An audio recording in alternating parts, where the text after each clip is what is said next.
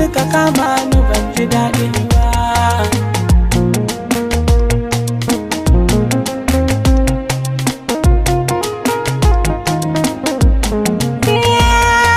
Ban sha komai ba, su komai ba, daga zuwa aiki suka kama ni ban ji daɗi.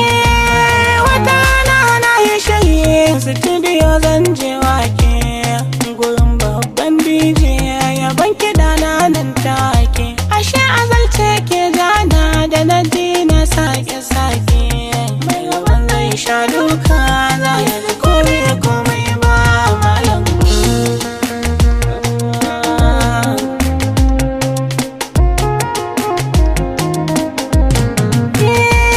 Da zuwa na ga mutanen da ido bai saba ba, da ganin su na san cewa ba su yi kama da mawaka ba. Suka ce min wai na shiga mota ban san komai ba. Mutanen gun suka ce musu yanzu na zo ba su duba ba.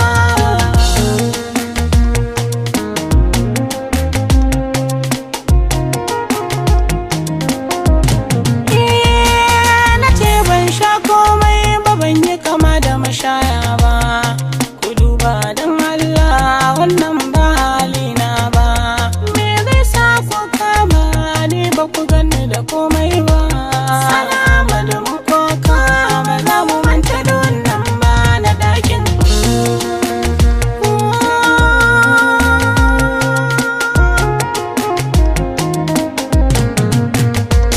Ɗakin nan na da duhu ba za ka gane mutane ba.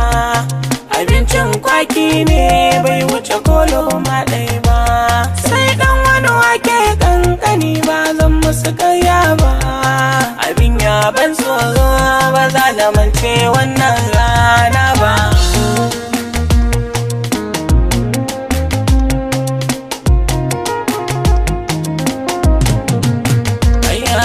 Ina jin maini ne halin nan ko ba ni ba.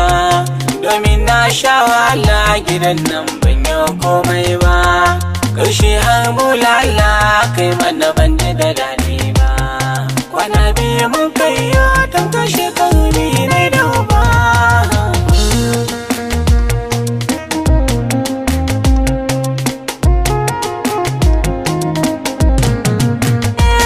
Mahukunta ina kira don Allah ba don ni ba. Idan kun je neman mai laifi ku yi babban duba. Domin wani ba shi da laifi ke shi bai zama daidai ba. Hakan ne zai sanya ku ci gaba ku riƙe hakkin kowa ba.